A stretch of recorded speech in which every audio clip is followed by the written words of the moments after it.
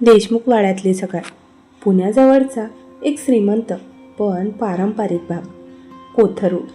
देशमुखांचा 3 मजली बंगला सकाळच्या उन्हात चमकत होता. स्वयंपाकघरातून फोडणीचा आवाज येत होता. हॉलमध्ये न्यूज चॅनल मोठ्या आवाजात सुरू होता. वरच्या मजल्यावर पाखी देशमुख अजूनही गाढ झोपलेली होती. ट्रिंग ट्रिंग ट्रिंग. पाखीने उशी डोक्यावर ओढली. 5 मिनिट अजून, ती पुटपुटली. तेवढ्यात दरवाजा ठकठक वाजला. आई मधुरा. पाखी, 7:30 झाले.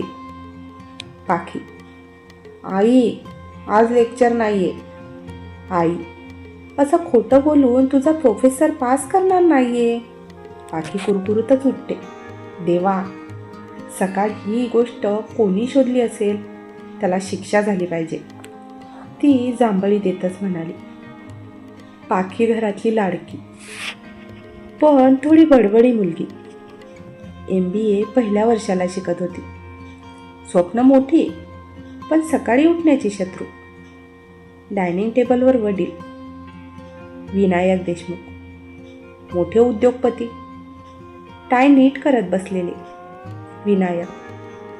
तिची पंक्च्युअलिटी कधी सुधारणार? आई, तुमच्या मुलीला क्रिएटिव्ह फील्डमध्ये जायचं आहे. बिझनेस क्लॉकवर नाही चालत तिचं डोकं. वडील. देशमुखांची मुलगी आहे, डिसिप्लिन लागतो. तेवढ्यात पाखी अर्धवट केस बांधून खाली येते. गुड मॉर्निंग कॉर्पोरेट वर्ल्ड, ती खुर्चीवर बसत म्हणाली. तशा विनायकरावांच्या कपाळावर आठ्या पडल्या. कॉलेज आहे, फॅशन शो नाही, ते थोड्या कडक आवाजात म्हणाले. पाखी. बाबा, MBA म्हणजे माइंड ब्लोईंग ॲटिट्यूड असतं. तशी आई तिचं हसू दाबते.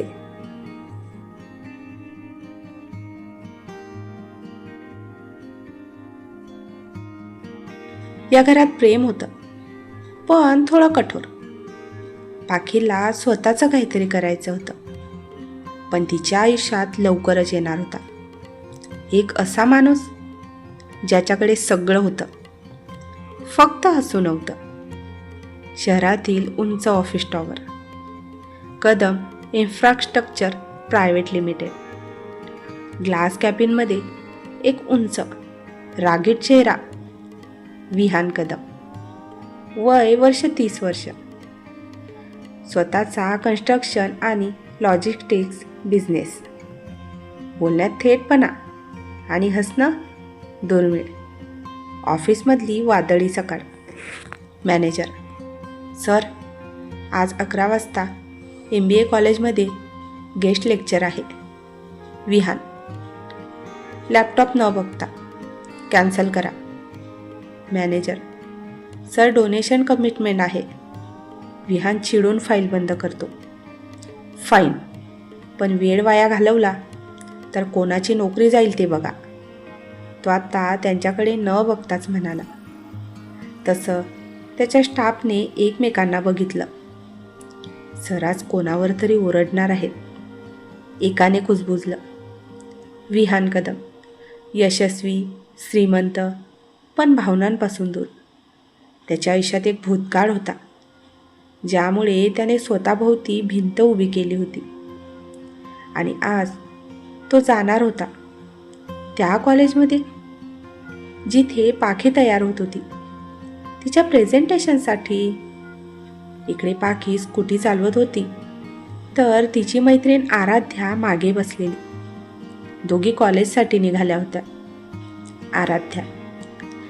आज गेस्ट स्पीकर कोण आहे माहीत आहे? पाखी. कोणीतरी बोरिंग बिझनेसमॅन असेल. आराध्या. अरे नाही, विहान कदम. पाखी. तो रागीटवाला ज्याच्याबद्दल मेमेज बनतात. आराध्या. हो, म्हणे एम्प्लॉईज त्याला हिटलर विथ MBA म्हणतात. तशा दोघी खळखळून हसतात. कधी कधी नशिबाला आयरनी आवडते. ज्यावर आपण हसतो तोच आपल्या आयुष्याचा महत्त्वाचा अध्याय बनतो. कॉलेजचा गोंधळ आणि वादळी एंट्री. कोथरूड. बिझनेस स्कूलची सकाळ नेहमीसारखी नव्हती. आज कॅम्पसमध्ये वेगळीच लगबग होती. स्टेज सजवला जात होता, बॅनर लावले जात होते, स्टुडंट्स फॉर्मल कपड्यांमध्ये इकडून तिकडे पडत होते. पाखी आणि आराध्या स्कूटी पार्क करून आत शिरतात. अगं नीट चाल ना, प्रेझेंटेशन फाईल पडेल, आराध्या ओरडली. पाखीने केस मागे सारले. रिलॅक्स, माझा कॉन्फिडन्स आहे ना, ती मानेला झटका देऊन म्हणाली. तेवढ्यात तिचा पाय अटकला. आई ग, फाईल हवेत उडते आणि पेपर्स सगळीकडे पसरले. समोर उभा एक मुलगा हसतो. Future CEO. पाखी त्याच्याकडे रागाने बघते. तू बघत बसू नकोस, पेपर उचल. पाखी कॉन्फिडंट होती, पण थोडी बडबडी आणि ऑकवर्ड सुद्धा. तिच्यात चाम होता, पण परफेक्टपणा नव्हता, आणि कदाचित तेच तिला खास बनवत होतं. इकडे स्टाफ रूममध्ये प्रिन्सिपल मॅडमला सगळ्यांना सांगत होत्या, विहान कदम पंक्च्युअल आहेत. 11 वाजता म्हणजे 11च. एका प्रोफेसरने कुजबुजलं. त्यांचा राग जास्त पंक्च्युअल असतो. तसे सगळे हलकेच हसले. 11 वाजण्याच्या 2 मिनिट आधी कॉलेज गेटवर एक काळी मर्सिडीज थांबते. त्यातून आधी ड्रायव्हर उतरतो, नंतर पाठीमागचं दार उघडतं आणि त्यातून विहान कदम बाहेर येतो. साधा ग्रे सूट, डोळ्यात कठोर शांतता. त्याने सर्वात आधी घड्याळाकडे पाहिलं आणि 2 मिनिट सरली. तोंडातच पुटपुटला. त्याची चाल शांत पण अधिकाराची होती. जणू तो जिथे उभा राहतो तिथे नियम बदलतात. समोरच्या ऑडिटोरियममध्ये सगळे बसलेले होते. इथे पाखी स्टेज मागे तयारी करत होती. आराध्या, मी नर्वस नाही, मी फक्त एक्सायटेड आहे, ती हलकी हसून म्हणाली. हो हो, हात का थरथरतोय मग, आराध्याने भुवया उंचावून विचारले. तेवढ्यात बाहेरील टाळ्यांचा आवाज त्यांच्या कानावर पडला. Guest of honour mister Vihaan Kadam. तशी पाखी पडद्याच्या फटीतून बघते आणि क्षणभर तिचं हसू थांबतं. हा आहे का तो हिटलर विथ MBA, ती तोंडातच पुटपुटते. थोड्याच वेळात लेक्चर सुरू होतं. विहान शांत आवाजात बोलतो. बिझनेस म्हणजे फक्त प्रॉफिट नाही, डिसिप्लिन, रिस्क आणि इमोशन कंट्रोल. पाखी आराध्याला हळूच म्हणते, इमोशन कंट्रोल म्हणजे स्माईल बॅन असं दिसतंय. तशी आराध्या तिचं हसू आवरते. तेवढ्यात विहानचं लक्ष तिच्याकडे जातं. तसा तो थांबतो. तुम्हाला काही शेअर करायचं आहे का, त्याने एकटक तिच्याकडे बघत विचारले. तसा पूर्ण हॉल शांत झाला. इथे पाखी अटखळत उभी राहते. सर, बिझनेसमध्ये इमोशन नको म्हणताय, पण कस्टमर रिलेशन इमोशनवरच असतं ना, ती अटखळतच म्हणाली. तसा विहान तिच्याकडे एकटक बघतो. नेम, त्याने डोळे बारीक करत विचारले. पाखी देशमुख. तशी ती न घाबरता म्हणाली, मिस देशमुख, इमोशन कंट्रोल म्हणजे इमोशन नसणं नाही, त्याचा गुलाम न होणं, तो त्याच्या रागीट आवाजात म्हणाला. तशी ती हलकं हसते. सर, मग कधी कधी गुलाम होणं पण फायदेशीर असतं, इस्पेशली लव ब्रँड बनवताना, ती हलकी हसून म्हणाली. आणि हॉलमध्येही हलकासा हशा पिकला.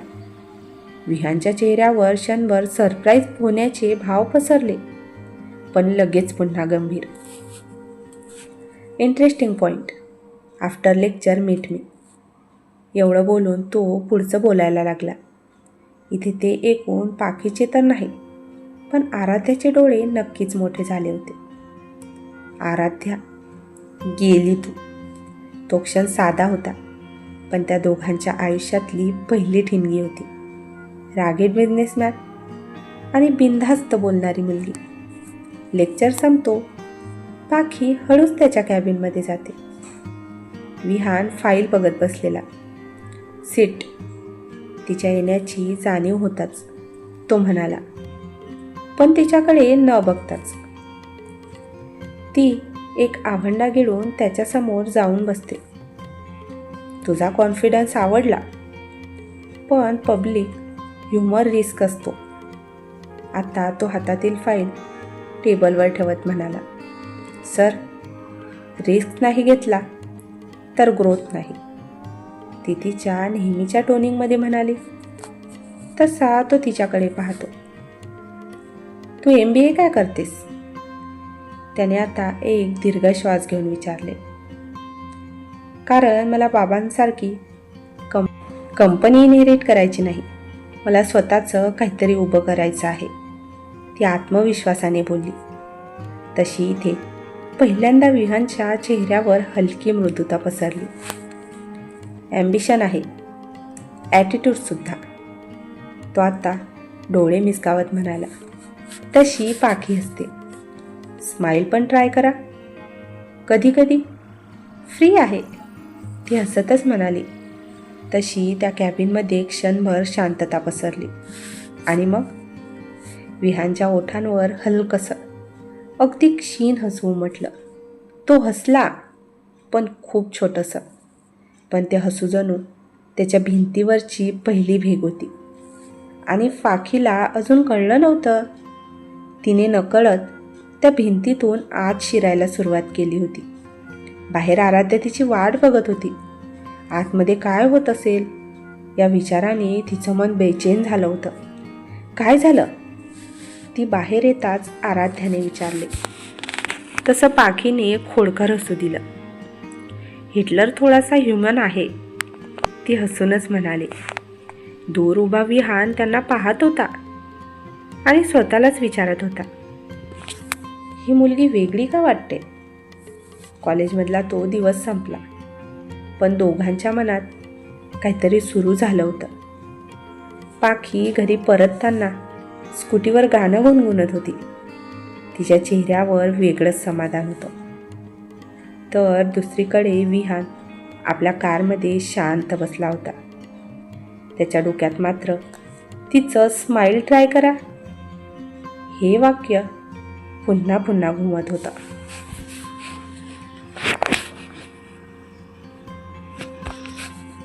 देशमुख बंगल्यात संध्याकाळ.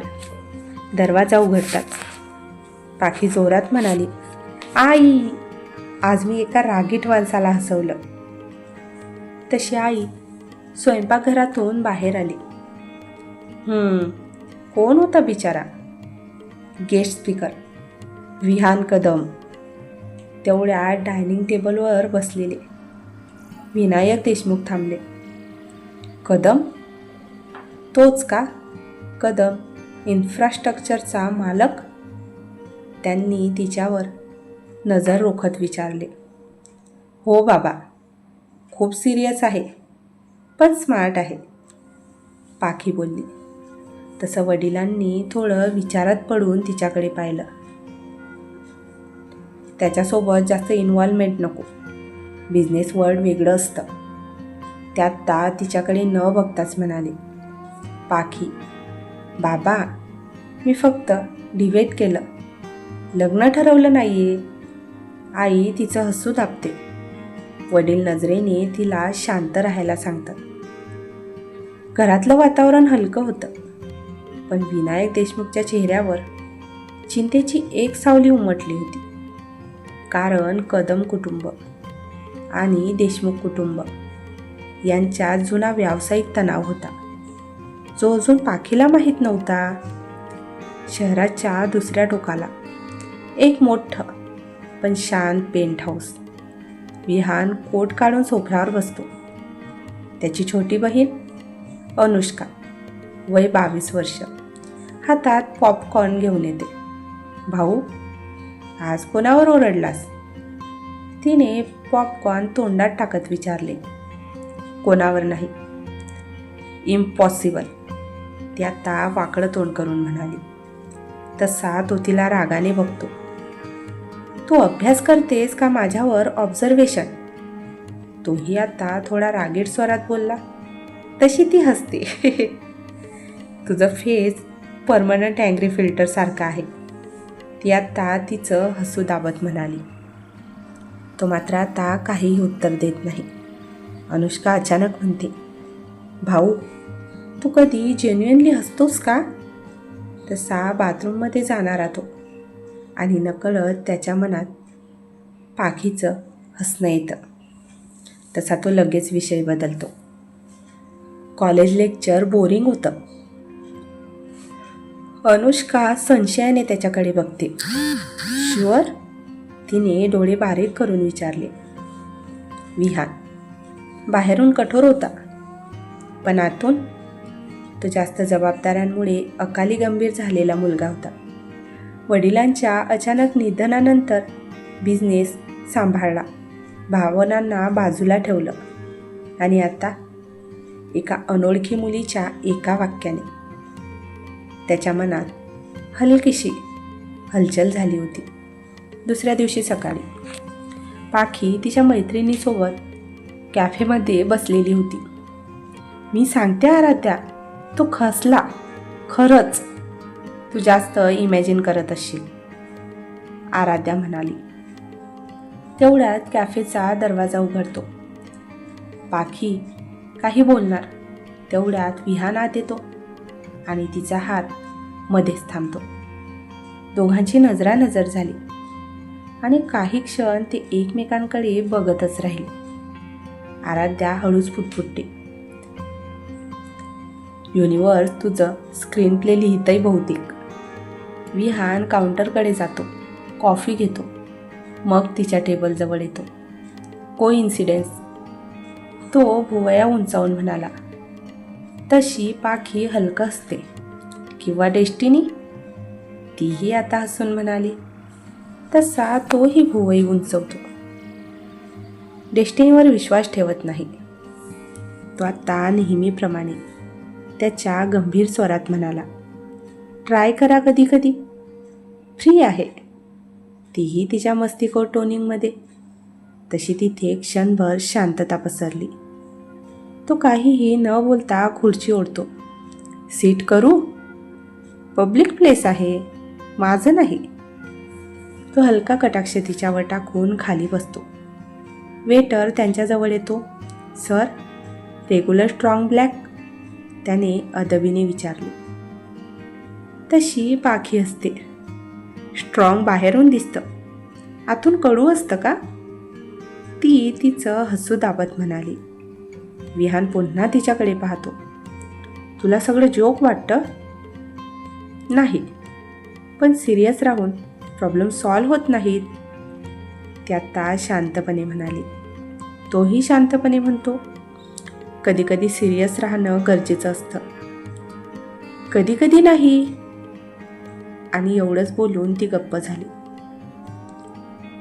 दोघांमध्ये शब्दांची टक्कर, पण आवाजात राग नाही. एक क्युरियस स्पार्क. ही प्रेमाची कबुली नव्हती, ही सुरुवात होती. दोन वेगळ्या स्वभावांच्या लोकांची. ती हसणारी, रंगीत, स्पॉन्टेनियस. तो नियंत्रित, शिस्तबद्ध, गार्डेड. कॉफी संपल्यावर विहान उठतो. मिस देशमुख, तुझा प्रोजेक्ट आयडिया चांगला होता. If you ever need internship, mail me. त्याचं बोलणं ऐकून पाखी आश्चर्यचकित झाली. ऑफर आहे? तिने त्याच्याकडे बघत विचारले. अपॉर्च्युनिटी अर्न करावी लागेल, तोही हलक्या टोनिंगमध्ये म्हणाला. तशी ती हसते आणि म्हणते, चॅलेंज एक्सेप्टेड. तो हलकासा मान डोलावतो आणि निघून जातो. त्या दिवशी दोघे वेगळ्या दिशेने निघाले, पण त्यांच्या पावलांचा वेग आता समान झाला होता. विहान पहिल्यांदा विचार करत होता, ती इतकी पॉझिटिव्ह कशी? पाखी पहिल्यांदा विचार करत होती, तो इतका रागीट का आहे? संध्याकाळी घरी येऊन पाखी आरशात स्वतःकडे पाहते. मी खरं चॅलेंज एक्सेप्ट केलं. फोनवर मेल ड्राफ्ट उघडते. Subject internship enquiry. दूर दुसऱ्या टोकाला मी हा लॅपटॉप उघडून इनबॉक्स पाहत असतो. त्याच्या चेहऱ्यावर हलकंसं स्मित. Let's see me smile. तर मित्रांनो, कथेचा पहिला भाग तुम्हाला कसा वाटला कमेंट करून नक्कीच सांगा. जर तुम्हाला कथेचा पहिला भाग आवडला असेल तर कथेला लाईक आणि शेअर नक्कीच करा. तसेच चॅनलला सबस्क्राईब करायला विसरू नका. धन्यवाद.